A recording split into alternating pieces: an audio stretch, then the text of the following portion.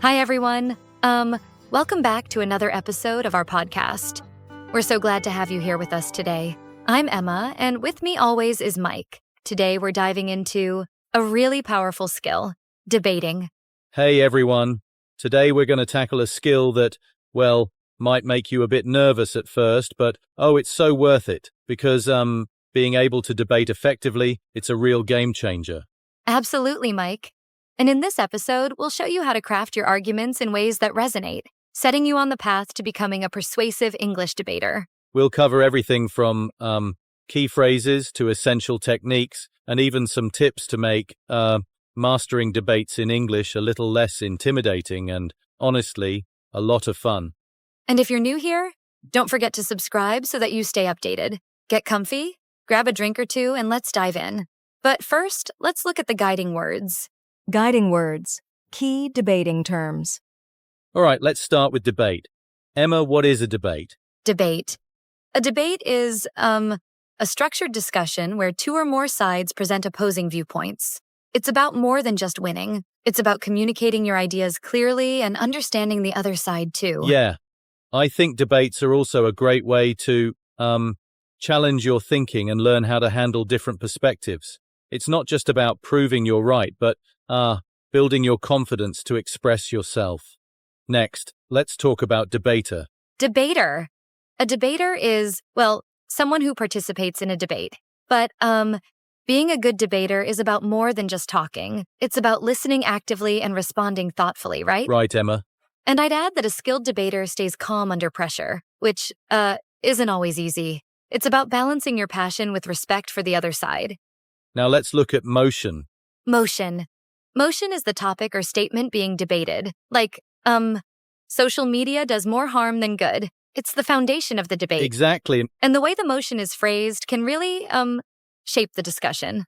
A well-worded motion makes it clear what each side is arguing for or against. Next up is premise. Emma, what's a premise? Well, a premise is, the foundation of your argument, the idea or reasoning that supports your point.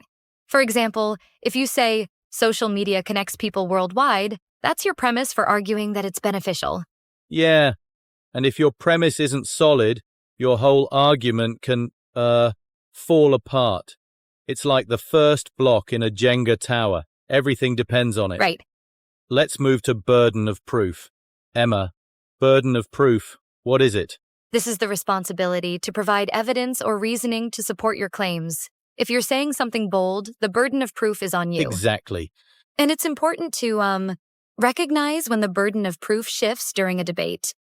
If someone challenges you, you've got to back up your claims or risk losing credibility. Then there is fallacy. This is a tricky one, right? Right.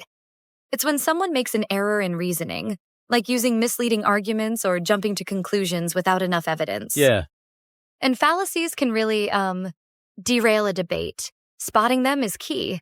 It's like being able to say, wait, that doesn't quite add up. Next, we have status quo. Well, status quo means the current situation or, how things are now. In debates, one side might argue to keep the status quo, while the other wants change.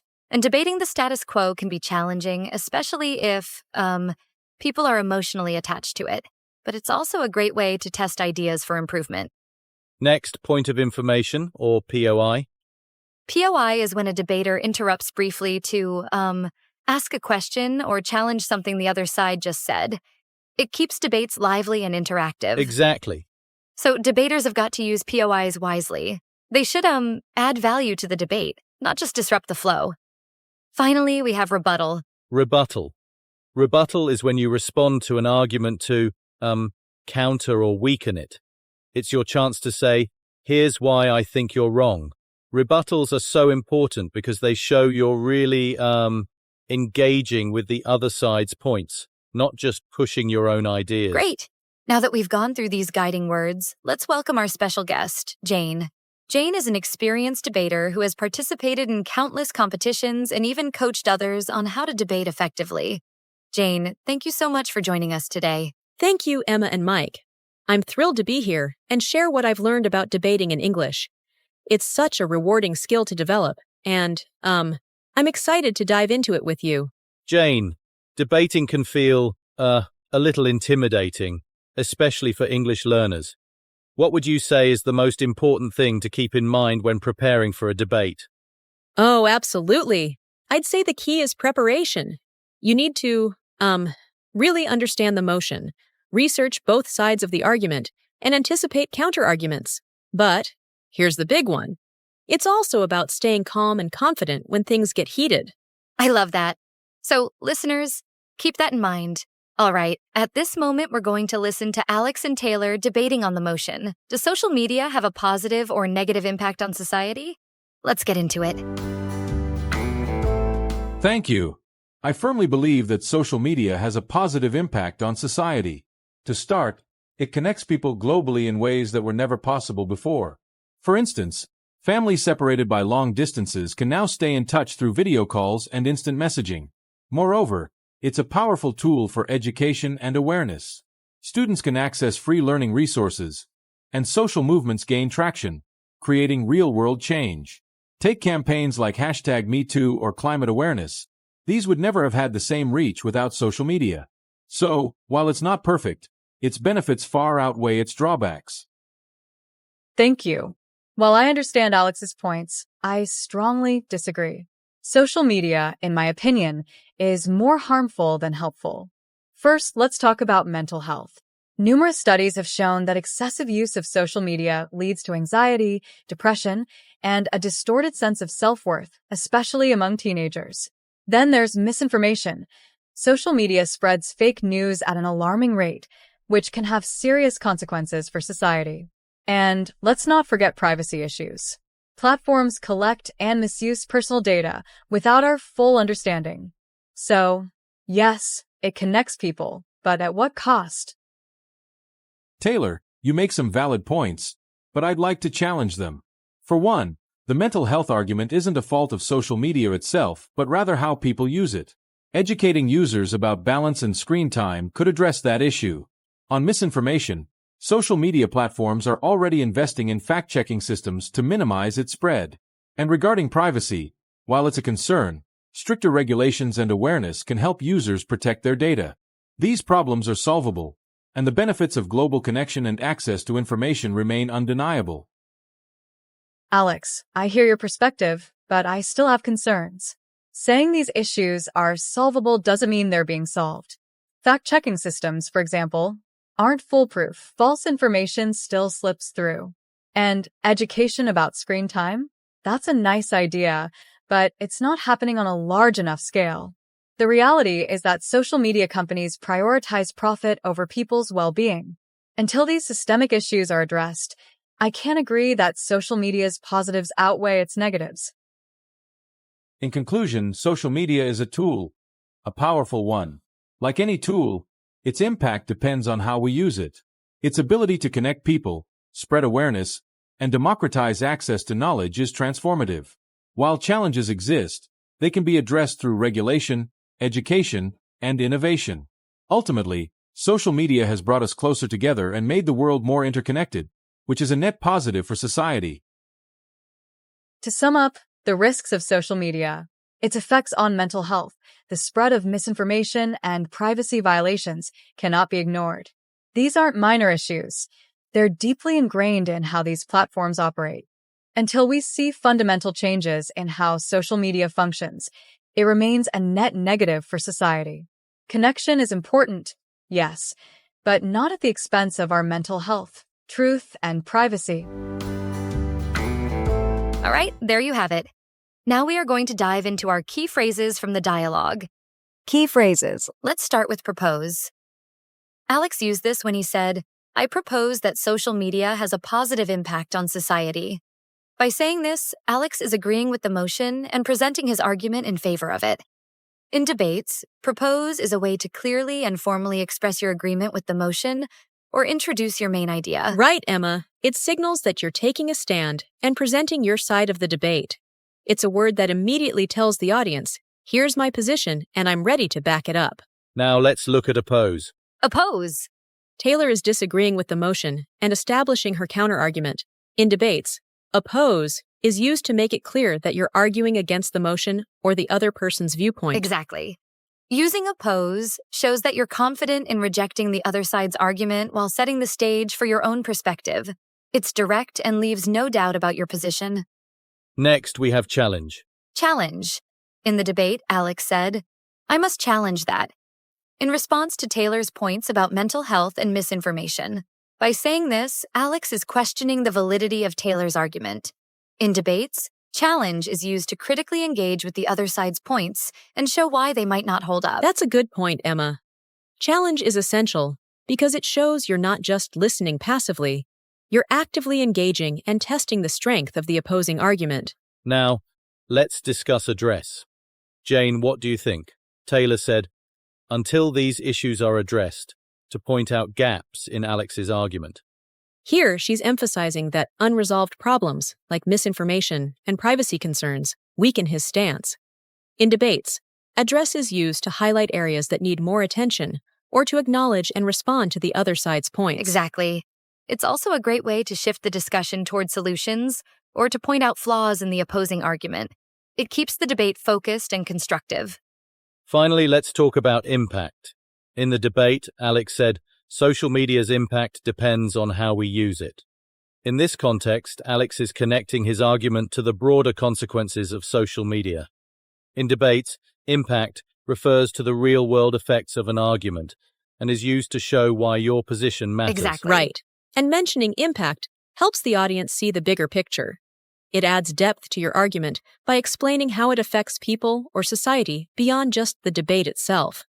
So, listeners, these words, propose, oppose, challenge, address, and impact, are more than just vocabulary. They're tools to help you frame your arguments clearly and make your debates more impactful. Try practicing these in your next discussion. Tips to master debating in English. All right. Now that we've explored key phrases and seen them in action, let's dive into some practical tips to help you master debating in English. First up, structure your arguments. A strong argument has a clear beginning, middle, and end. Start with your main point, explain your reasoning, and, end with evidence or an example to support it. It's like building a house. You need a solid foundation. Exactly. Absolutely, Mike. I'd add that organizing your thoughts beforehand can make a huge difference. Write down your arguments, counterarguments, and key phrases you plan to use. This preparation will, give you confidence during the debate. That's such a great point, Jane. Yeah. Another tip is active listening. Debating isn't just about talking. It's about understanding what the other person is saying. When you listen carefully, you can respond thoughtfully and, even use their points to strengthen your own argument. Yeah. And don't forget to back up your arguments with evidence. Whether it's statistics, examples, or personal experiences, evidence gives weight to your words and makes your argument harder to refute. Exactly. And let's talk about tone. Staying calm and respectful is crucial, even if you strongly disagree. A heated tone can weaken your credibility and make it harder for others to take your points seriously. Such a good reminder, Jane. Another important skill is knowing how to handle counterarguments. Acknowledge the other side's points, don't dismiss them outright, and then explain why your argument still stands. It shows that you've considered different perspectives. One more thing. Practice. Like anything else, debating gets easier the more you do it. Start with small discussions and, work your way up to more formal debates. The more you practice, the more natural it will feel. And for English learners, practicing key phrases and transitions can be especially helpful. Phrases like, I propose, I oppose, and I must challenge that give you a framework to build your arguments around. Exactly. So, listeners, try these tips. Structure your arguments, listen actively, back up your points, stay calm, and practice. With time and effort, debating in English will feel much more natural. Tip of the day. All right, listeners, today's tip of the day is preparation. So, what's your take on this one? Preparation. That's a big one. Preparation is everything. The more you prepare, the more confident you'll feel when it's time to speak. Exactly. When you take the time to research, organize your arguments, and anticipate counterarguments, you'll be much more effective in any debate. Right. It's not just about knowing your side. It's about understanding the other side too, so you can respond with confidence. So, listeners, remember, preparation makes all the difference. It's the foundation of a strong, persuasive argument. Audio recap. Key phrases and sentences. Propose. Used to introduce a new idea or suggestion. Example. I propose that we implement a flexible work schedule to improve employee productivity. Oppose. Used to disagree with an idea, suggestion, or plan. Example. I oppose the idea of reducing funding for public education. It will harm the quality of our schools. Challenge. Used to question or confront the validity of an idea or statement. Example. I challenge the notion that increasing automation will always lead to job losses. It can also create new opportunities. Address. Used when responding to or focusing on a specific issue.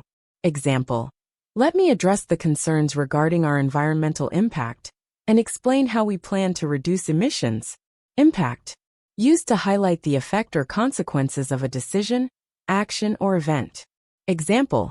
The impact of the new law on small businesses could be severe, especially in rural areas. Debate. A formal discussion in which opposing arguments are presented. Example. The debate over climate change policies is intensifying, with strong arguments on both sides. Debater. A person who participates in a debate or argument. Example. As a debater, it's important to stay focused on your position and not get distracted by emotional appeals. Motion. A formal proposal put forward for discussion or voting. Example. The motion for today's meeting is to approve the budget for the upcoming fiscal year. Premise. The foundational idea or reasoning behind an argument or decision. Example. The premise of his research is that early intervention in education can significantly reduce dropout rates. Burden of proof. The obligation to provide evidence for a claim or assertion. Example. The burden of proof is on the defense to show that the accused is innocent. Fallacy. A flaw or error in reasoning that undermines an argument. Example. The argument that all cars are bad for the environment is a fallacy. Electric cars have less impact. Status quo. The current state of affairs or situation. Example. The debate focuses on whether we should change the status quo of our healthcare system or keep things as they are.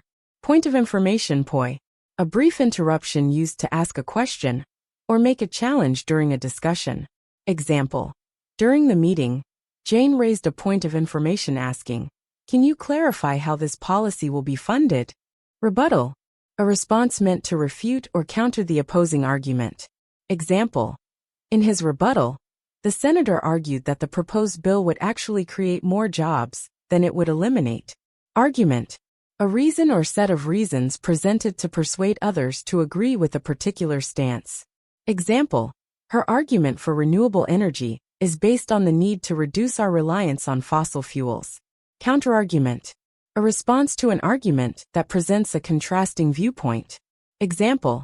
His counterargument was that renewable energy is too expensive and impractical for many communities. To wrap things up, today we've learned a lot about debating in English, how to structure your arguments, use key phrases, and stay calm and respectful throughout. Exactly. And most importantly, we've learned that preparation is key. The more you prepare, the more confident and effective you'll be in a debate. That's right. Whether it's researching your topic, practicing key phrases, or anticipating the other side's arguments, preparation is what makes a great debater. And a big thank you to our guest for sharing such wonderful insights on debating in English. It was a pleasure having you with us. The pleasure is mine. So, our takeaway today is simple. If you want to improve your debating skills, focus on preparation. It's the foundation of success.